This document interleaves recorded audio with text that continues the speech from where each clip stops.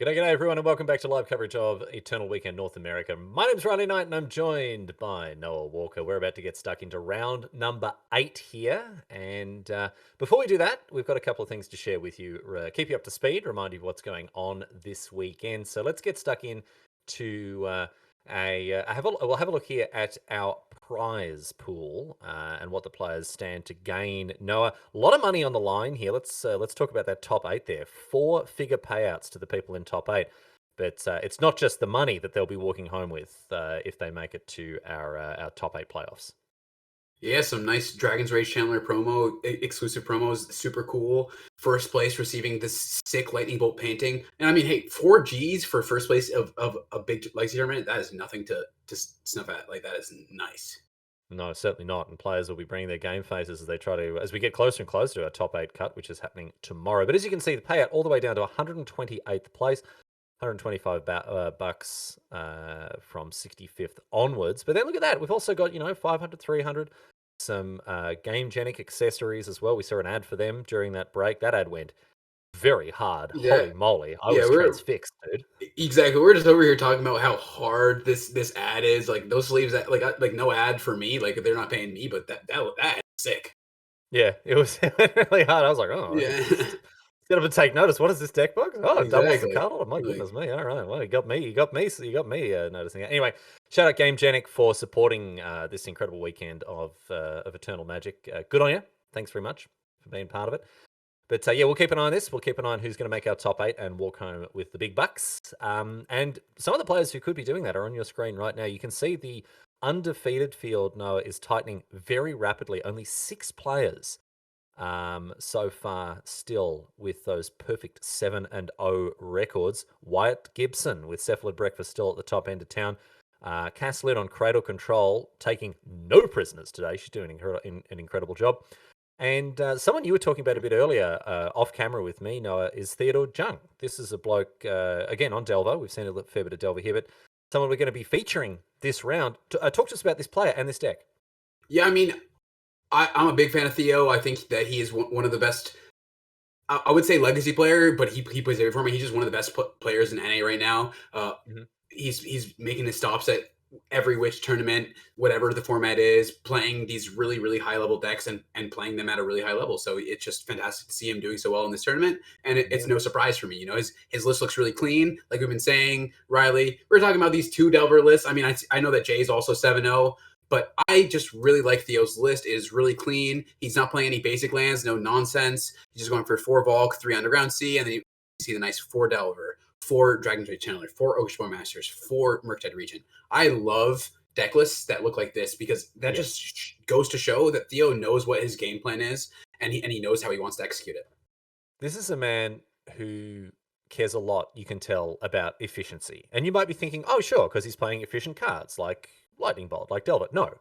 This is a guy who wants it to take as short a time as possible to write out a deck list. He's not a lands player. He's not going to sit there writing out all these one-of lands to try to make sure that, no, he wants to sit down and write his deck list in 10 seconds flat. Yep, exactly. And against his opponent here, on it says Dimir scam. I think the scam here is that we've all been tricked into believing it was Dimir scam. I'm pretty sure that this is neither Trevor Sharp nor is it Lands. This is Griffin von der Venner, who is playing Lands. So we've seen Lands already. Oh, sorry, we've seen I guess a Dark Depths deck already, but this is slightly different, isn't it? This build. Yeah, so here we have a much more traditional lands deck, I would Mhm. say. It being much more based around Life from the Loam, using that in combination with cards like Wasteland, Ghost Quarter. I actually love the one of Ghost Quarter. I mean, it's been tech now in the deck for as many years, a lot of them. But being able to kill your opponent's basic lands, Mhm. and then not having any more to search for is just a really great way to lock your opponent out. So it's much less focused on, as I said, the win conditions like Nether Reliquary, and your only real win condition is to eventually, use Thespian Step on Thespian Stage on Dark Depths to make it 2020. Mhm. But you've just got plenty of ways to just stop your opponent from winning the game in the meantime, as well as the newest addition to the deck, I would say, Urza Saga, kind of giving the deck more dimensions. It's like, yeah, these decks are generally playing at least 30 lands. I think we see in Griffin's list, I want to say 32, 28 lands than the four sagas. So which is I want to say almost a little bit low, but you kind of have to make room for these one of artifacts. You have to make room for the Expedition Map. You have to make room for the Pithing Needle, the Shadow Spear, stuff like that. So it makes sense. And a very convincing win for Griffin in game number one, as he was able to assemble the combo pretty swiftly. Theo doesn't have great answers to a Merit Large. Obviously, if you're playing a white-based deck with cards like Swords to Plowshares, we already saw how good Leyline Binding can be. What's Theo's plan here against this lands deck? How does he is he just got to be aggressive and try to put pressure on and you know make it so Griffin can't set up his game plan? What's Theo's plan going into game number two? Yeah, I mean, you got it, Riley. That's exactly what Theo wants to do. He wants to play an early Delver, maybe play an early Dragon's Rage Channeler, follow that up with. I think the biggest card for him is going to be Force of Negation because it's a really clean answer to Life from the Loam because it exiles it. True. Which is like so huge. He doesn't have too much other stuff to interact with the graveyard, but another huge one for Theo here from the board. Like the game one is kind of rough for him. He has these lightning bolts that don't do very much. Molten Collapse, not too great. But he's got these Force Negations. He's got Price of Progress, which is absolutely massive, just to deal Griffin a bunch of damage. And then we've also got Submerge. So an answer to Dark Depths, Thespian Stage, 20, Merit Ledge coming through. So Submerge, essentially a 0 mana, not quite a bounce spell. What is it, like an Azorius Charm almost? Oh, look at this. Delver flipping turn 1. That's what you want to see, or turn 2, I should say. And in it comes for 3. Maze of Ith, Maze of Ith check. From connecting. Got to make him use it. And this means that Theo's going to commit the DRC to the battlefield as well, just to make sure that he's got a plurality of threats to get through that maze. Yeah, I mean, against a deck like lands, there's not too much you have to be worried about when you apply multiple creatures, aside from, of course, the Tabernacle at Pendrafale. But there's only so much you can do against a Tabernacle, and you have to go wide to beat the Maze of Ith. So it makes a lot of sense to see Theo just applying as much pressure as he possibly can here. So Darcy, not going to be turned on with Delirium for a while yet, you would think. We could potentially go... Oh, actually, if you get a good Surveil, it could be this turn. Yeah, if you're Theo, Soul Guide Lantern here. Okay. You don't love to see this because I think Theo might have even used like a Force of Negation to get rid of that Life from the Loam, even though it was just targeting one land that doesn't matter very much. Just because that is how the land set gets going. For every draw set for the rest of the game, Griffin's turn is basically going to be dredge his Life from the Loam, get value out of that because his deck is so land focused, and that it'll basically be like drawing multiple cards a turn as opposed to just drawing one.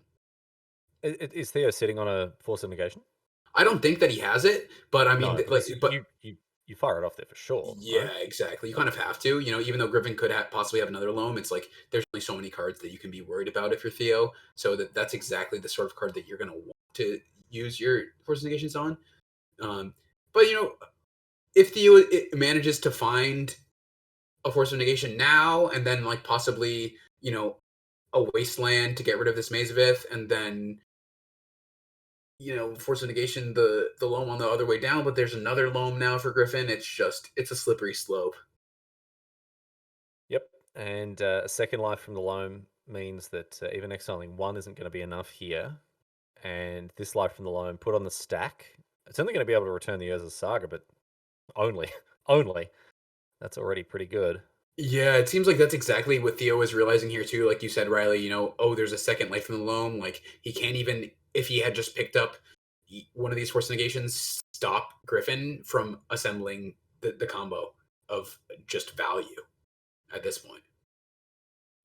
Back to Theo, who isn't putting a lot of pressure on thanks to this Maze of Ith. It has already gained Griffin an effective 9 life. It's prevented the Delver from attacking 3 times. And that you can see how different a game would this be if Griffin were on 7. Yeah, I mean, That is nightmarish to Those are say. some flips. How about that? We've got Tabernacle, Wasteland, and Dark Depths. 1, 2, and 3. I don't know if Theo can let this one resolve. He's gonna respond. Yeah, it looks like this one is for sure gonna meet with a force negation. It looks like force negation is just gonna be hard cast here, so really heads up play from Theo, not deciding he doesn't need to use its alternate cost. It's just much more it's better value to use your mana. So All right, so hardcast Force of Negation, 3 mana negate effectively, and Theo keeps one on top. All right, so that's a good sign for him, and that's 1 life from the loam down. Griffin takes a point of damage from the Horizon Canopy. That's worth keep. I mean, he just had another one in his hand already. Like Another one, dude. he didn't even need Oh. and the tabernacle that went to his graveyard is just surprisingly huge here because he also picked Yeah. up a wasteland. So I don't think Griffin has played a land yet this turn. What he can do is wasteland Theo off of having any black sources and then play this tabernacle. Theo has to pay to keep both of his creatures. Griffin keeps one of them locked down with the Maze of Ith, and then he just wastelands again the following turn. It's like Theo is just in the blender right now, so to speak. Taking 1 a turn, right? If we ever get Delirium, is there Delirium now? Maybe, even if there is, Soul Guide Lantern's going to take care of that, so don't worry. Oh wow, I wasn't even paying attention to that. Yeah, the lantern to just really. Griffin's just got all the angles covered. He's got all the angles covered, dude. He's out here. It's like, no, got you. Oh, you do this? Nope. You do that? Nope. I've got you covered. Really So good play here. Yeah, really good play here from Theo. It sucks to use Force of Will on a Life in the Loam. It's basically the last thing that you want to do. But Theo identifying basically what I was saying, like, yeah, if I let this resolve, I basically lose the game on the spot. I just don't get another turn. So yeah. So I'd rather lose the game in a turn or two rather than on the spot, I think, is the best Theo can hope for here. Exactly. Oh, the poor bugger. Well, actually, here, does this change anything? Because now we've got a Murktide Regent. So that, as an actual respectable threat, unlike the Darcy here, plus a Wasteland. All right, even through Tabernacle now, even through Tabernacle Wasteland. This is interesting. I'm not saying it's good. Wasteland can also get rid of the Maze of Ith, or can get rid of the Tabernacle. No, because he just played again. It's not bad. It's certainly not bad. The thing is, Theo needs even more than this, right? Like, yeah, the Wasteland is not the answer we're looking for here.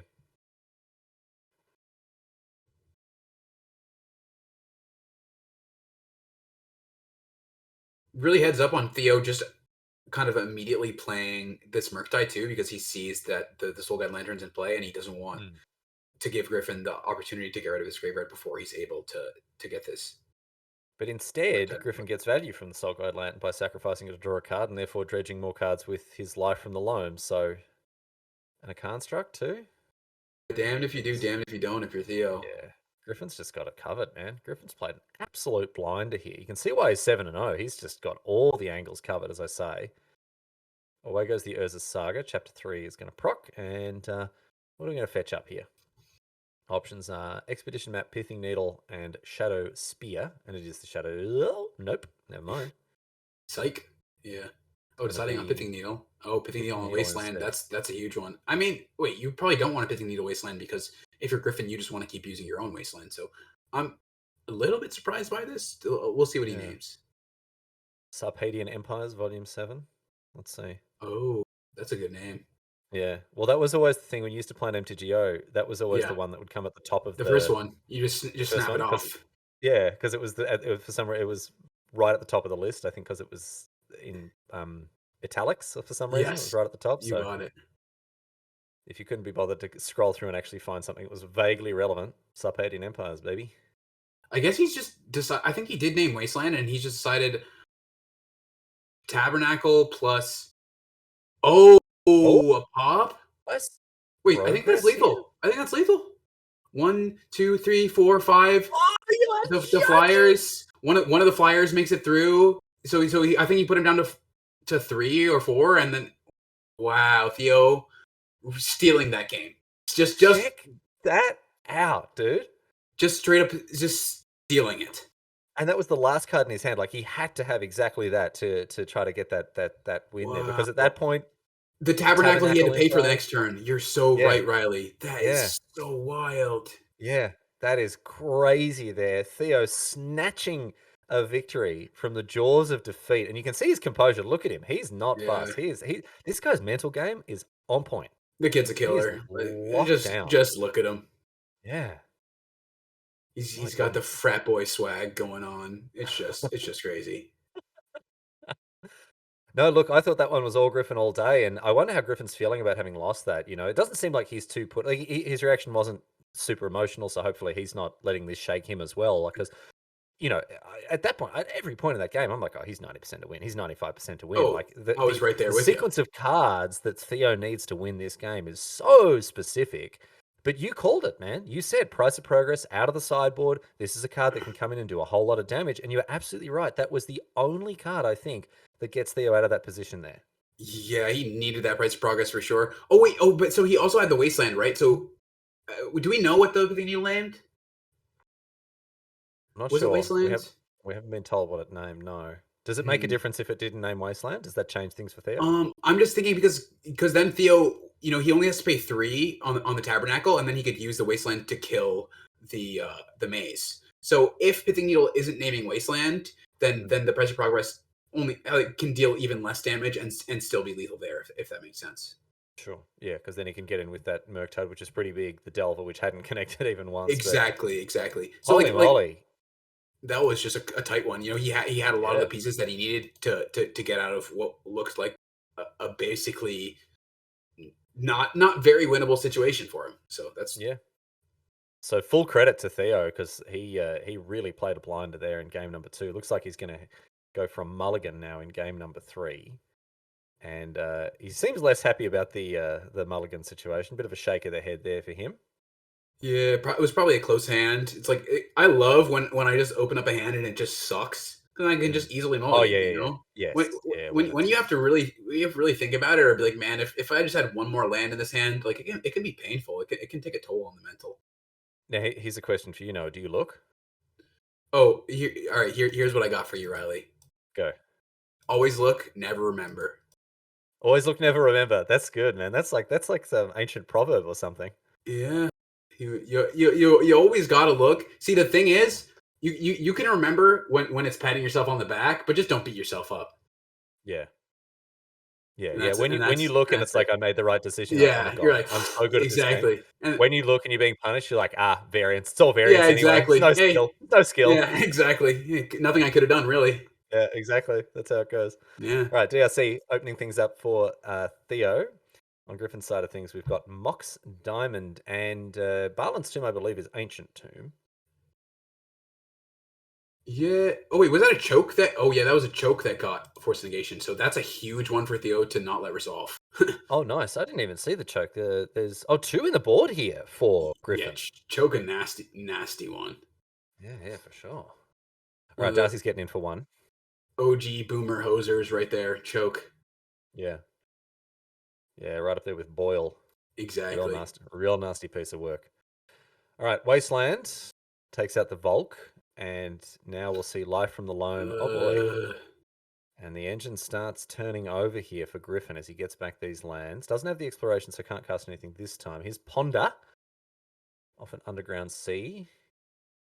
Ditches 2 cards with Surveil, draws 3, or looks at 3 with the Ponder. Only 1 card in hand here for Theo, so he does have the threats online. Well, not really. They're only 1/1s, but still. Oh no, he needs another card type. yeah, Theo was really worried. Obviously, he knows that Griffin has the Wasteland in hand. He doesn't have very many mana sources right now. Um, we saw him get out of an arguably worse position last game, so it's not like I'm all that worried for him. But it's not something that you're really looking forward to see here if you're Theo and you're playing the Grixis Delver deck. Like it's going Oh, really yuck. well for Griffin. Yucky poos. This is not good. We have a Sphere of Resistance. This applies a flat 1 mana tax to all spells. This isn't Thorn of Amethyst. It's 1 mana extra for everything, which obviously punishes both players, but it punishes the deck that's full of 1-drops far more than it punishes Griffin. Yeah, it looks like we're milling over a Tabernacle and another Wasteland too. So Griffin just for days is going to have a lot of value. Yep. and for 3 mana now, casts this copy of Life from the Loam, can bring back a Wasteland, can Wasteland Theo's Wasteland, although that's probably not the best play for him to make. But Theo is in a world of hurt. However, look, I'm not going to make the same mistake I did in the last game. I'm not going to count this guy out because he won the last game out of nowhere. So Wasteland your Wasteland, Wasteland your Tomb in response, says Theo. Yeah. Like a bad value play there from Griffin, but I actually think like a pretty heads up play, just using Okay. Wasteland and then playing this Tabernacle, just to kind of immediately get Theo off of being able to keep both threats in play. And then it kind of also forces Theo right here to fetch for this land, have it be in play, and now Griffin can dredge Loam, cast Loam, Yeah. Wasteland you again. So Yeah. not Yeah, very so good Theo, value wise, but good. Theo can't cast anything this turn, even with the land off the top, thanks to the sphere. Gets in with the DRC. Is that attacking? It's attacking for 3, certainly, by now. Yes. So But it's going to die to the Tabernacle, and Theodore, 0 permanents in play. 0 smiles on his face. you just Castle kind of locks diamond, discards a land. Urza Saga picks up a counter. Theo passes. Oh boy, it's all come apart at the seams. I mean, if you're Theo, you just pray that you can somehow play like a fetch land. You draw. All right, here's the draws. Run out. We need fetch land into like another land, and then a 3 mana Price of Progress somehow. Oh yeah, let's Because not forget about prize. Griffin is like he's kind of not paying attention, at least from my perspective, to a possible Price of Progress. But also, it's not like he really has to. It's so many turns away. So Exactly right, and Griffin's going to take this one out this game, and indeed this match. Well done to the lands player. He played exceptionally well in all 3 games, but that win in game number 2 for Theo, certainly the highlight of that match for me, because we didn't see that one coming. That Price of Progress out of nowhere from downtown, it got Theo back into the match, but not enough at the end of the day. The lands player able to take it out. So Griffin continues his undefeated onslaught. Noah, what are your thoughts on that lands deck and its position broadly against what we've seen so far, particularly against the Delver decks? yeah, I mean, lands is a sort of deck that notoriously kind of struggles more with like the combo decks, like Show and Tell or like Storm and stuff. It struggles kind of with those matchups, but historically does really well against the fair decks like Delver. As we just saw there, they have plenty of extra mana, so they kind of are naturally good against Daze, and then are able to cut you off of your resources with these wastelands, and then cut you off your creatures with Tabernacle. So really well played there from Griffin, kind of just doing classic land stuff. Yep, a well-deserved victory for him, and we'll see how he continues again as one of our very few remaining undefeated players. We're going to take a quick break. We've got more Magic to bring you, of course, so we do hope you'll stay with us for continued coverage of Eternal Weekend North America. A quick break, more Legacy on the other side of it. We'll see you back here very soon.